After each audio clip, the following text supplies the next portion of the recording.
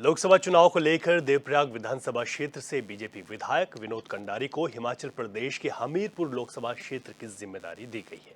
इसी क्रम में वे 10 मई को हिमाचल प्रदेश के लिए रवाना होंगे और केंद्रीय मंत्री अनुराग ठाकुर के पक्ष में प्रचार करेंगे। एचएनएन ने इन्हीं तमाम चुनावी विषयों को लेकर बीजेपी विधायक विनोद कंडारी से खास बातचीत की है।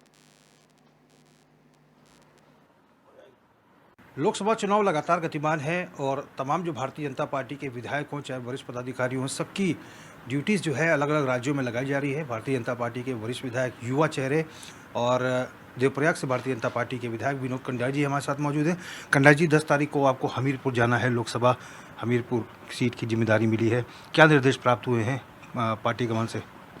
पार्टी ने सभी विधायकों की ड्यूटी लगाई है, किसी के हिमाचल में लगाई है। हिमाचल में मैक्सिमम लोग, उत्तराखंड के जो लोग हैं सबकी ड्यूटी लगभग हिमाचल अलग अलग लोकसभा में लगी है और मुझे जो जिम्मेदारी दी गई हमीरपुर लोकसभा में थी। और भी कार्यकर्ता वहाँ पर हैं और मैं 10 तारीख को हमीरपुर में जाऊँगा और वहाँ पर जो है कि हमारे केंद्रीय मंत्री आदरणीय अनुराग ठाकुर जी वहाँ से चुनाव लड़ रहे हैं और मैं कई बार वो उनकी सीट पर चुनाव की जिम्मेदारी पार्टी ने मुझे होती है। तो निश्चित तौर पर जो है कि हिमाचल में, पूरे देश में और हिमाचल में अगर जो वहाँ चारों सीटों की बात करूँ तो वहाँ बहुत अच्छा माहौल है और निश्चित तौर पर जो है देश के अंदर एक वातावरण पूर्ण एक बार फिर तैयार हुआ है कि आदरणीय मोदी जी को लोक जनता तीसरी बार देश का प्रधानमंत्री बनाने जा रही है। कंडारी जी, आज प्रधानमंत्री नरेंद्र मोदी ने भी अपना मतदान किया और 93 सीटों पर लोकसभा की आज मतदान हो रहा है। करीब करीब आधा लोकसभा चुनाव आज निपट जाएगा।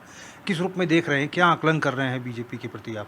देखिए, मैंने आपसे कहा कि पूरे देश की जनता ने मन बनाया है कि मोदी जी को भारी से भारी बहुमत से भारतीय जनता पार्टी को पुनः देश की सरकार देने जा रही है। जिस तरीके से पूरे देश के अंदर आप देखिए, अब विकास को लेकर हम बात करें, आप चाहे रोड की कनेक्टिविटी की हम बात करें, एयर कनेक्टिविटी की बात करें, हम मेडिकल कॉलेजों की बात करें, हम IITs की बात करें, तो बहुत सारे संस्थान बहुत तेज़ी से, जिन पहले उनकी संख्या क्या थी आज उनकी संख्या आपको बहुत सारी वृद्धि इनमें मिलेगी।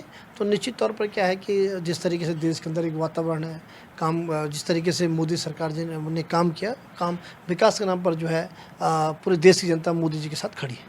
विधायक जी, अभी भी सूचना आई कि मुख्यमंत्री ने अपने सारे कार्य छोड़कर समीक्षा बैठक कर रहे हैं, वनाग्नि को लेकर, पेयजल की समस्याओं को लेकर, चारधाम को लेकर।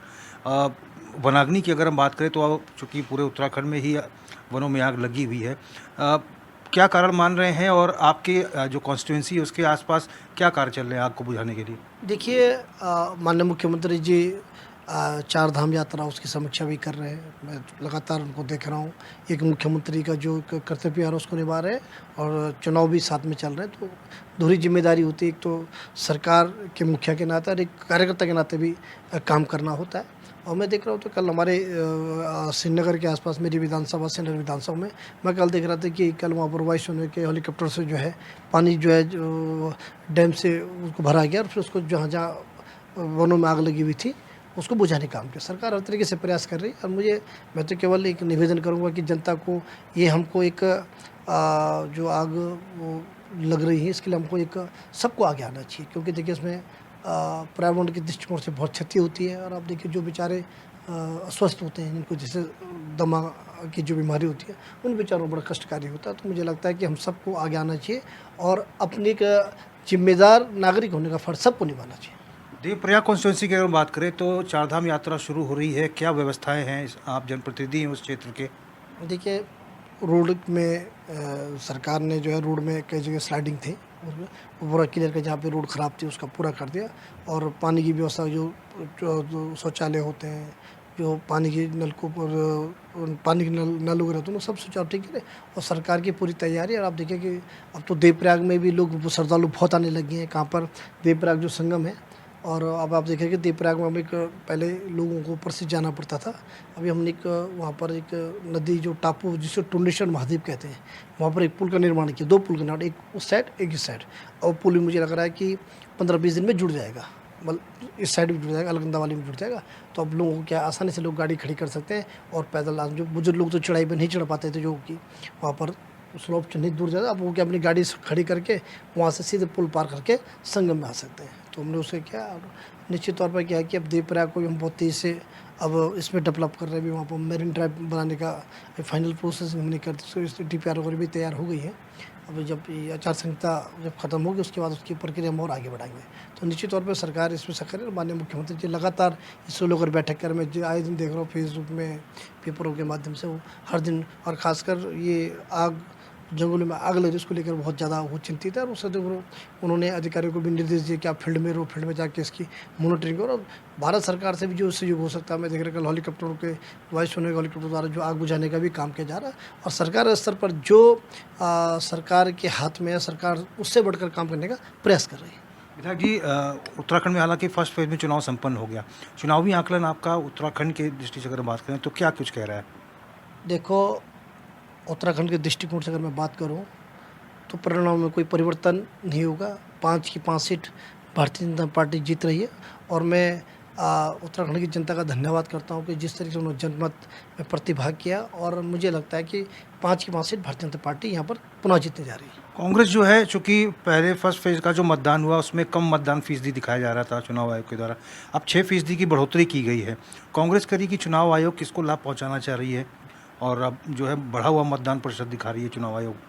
देखिए, मैंने आपसे कहा कि मतदान जब होता है तो अंतिम जो चुनाव का जो वोट ऑफ परसेंटेज होता है, वो चुनाव आयोग का जो आरओ होता है, भारत सरकार का जो अधिकारी हो उसमें होता है, डीएम होता है, जो भी होता है, उनके द्वारा प्रत्येक विधानसभा लोकसभा के जो आंकड़े दिए जाते हैं। जैसे मेरी विधानसभा में था कि मैं अखबार में पढ़ रहा था कि देवप्रयाग में 37% मतदान हुआ, अखबार में पढ़ा। तो मैंने कहा, जब मैंने पूरी डिटेल ली, जो मैंने समीक्षा की, तो हमारे 43.44% के आसपास वोट। पिछली बार हमारे यहाँ 38,000 का पोल हुआ था, 38,000 लगभग पड़ा था। इस बार 36,700 कुछ वोट, 600 कुछ वोट पड़े। तो मैंने आपसे कहा कि ये मत प्रतिशत कहीं कम नहीं हुआ, 19-20 के हो सकता है, शादी के कारण 1% हो सकता है, पर मैं दावे के साथ कह सकता हूँ कि पाँचों की सीट जो है पुनः भारतीय जनता पार्टी रिकॉर्ड मतों से उत्तराखंड में जीतने जा रही है। कितने दिन के प्रवास पर हिमाचल जा रहे हैं, हमीरपुर? देखिए, अब 10 तारीख को जाऊंगा। संभवतः शायद वहाँ पर जो सूचना मेरे पास है कि माननीय केंद्रीय मंत्री अनुराग जी नामांकन करने जा रहे हैं। अभी तक प्रस्तावित सूचना शायद मुझे लग रहा है 11 को ही कर रहे हैं। तो 11 से लेकर पूरा जितना होगा, क्योंकि मैं उस लोकसभा में कई बार गया हूँ, चाहे विधानसभा का चुनाव हो मैं तब भी वहाँ गया हूँ, लोकसभा का चुनाव तभी मैं जाता हूँ। तो मैं हर चुनाव में मेरी लगभग भूमिका उसी लोकसभा के आसपास होती है। और क्योंकि आदरणीय अनुराग जी के साथ लंबे समय तक मैंने काम किया है, तो वो हमारे युवा मोर्चे के अध्यक्ष हैं, तो उनकी टीम में भी मुझे लंबे समय काम करने का मौका मिला। और निश्चित तौर पर यह है कि उन्होंने अपने क्षेत्र में बहुत सारे काम किए। मैंने देखा वहाँ पर एम्स की बात करूँ, वहाँ पर जो है बहुत सारे संस्थान वो लेकर आए हैं। तो निश्चित तौर पर खेल के उसमें उन्होंने बहुत सारे काम किए। मैं अपनी विधानसभा की बात करूँ, मैं तो बहुत सुदूर विधानसभा का व्यक्ति हूँ। मेरी विधानसभा में उन्होंने भी जो है अभी 6-7 महीने पहले जो एक इंडोर स्टेडियम थी मेरी विधानसभा में, तो उसकी मैं देख रहा हूँ उसकी टेंडर प्रक्रिया भी शुरू हो गई है पहले। तो निश्चित तौर पर एक देश की एक बड़ा नेता है, देश के युवा चेहरे हैं। निश्चित तौर पर अब मैं व्यक्तिगत तौर पर अगर बात करूँ तो उनके साथ काम करने में मुझे बहुत अच्छा महसूस होगा। उनके साथ काम करने में और उनके साथ रहने में भी बहुत सारा काम सीखने का मौका हमको मिला। धन्यवाद विधायक जी। हमने बात की भारतीय जनता पार्टी के देवप्रयाग से विधायक विनोद कंडारी जी से। कंडारी जी का साफ तौर पर कहना है कि भारतीय जनता पार्टी के पक्ष में जनता का माहौल है, और जब चुनावी नतीजे आएंगे तो भारतीय जनता पार्टी के पक्ष में ये नतीजे रहेंगे। और अभी हमीरपुर के लिए, हिमाचल प्रदेश में हमीरपुर लोकसभा के लिए विनोद कंडारी जी जा रहे हैं, जहाँ पर वो केंद्रीय मंत्री अनुराग ठाकुर के जन समर्थन के लिए जनता से वोट की अपील करेंगे। और जब तक पार्टी उनकी ड्यूटी वहाँ पर लगाएगी तो वो लगातार लोकसभा चुनाव में अनुराग ठाकुर के लिए प्रचार प्रसार करेंगे, कैंपेनिंग करेंगे। HN24/7 के लिए अपने कैमरा पर्सन हरीश भट्ट के साथ में रोहित विक्रम सिंह।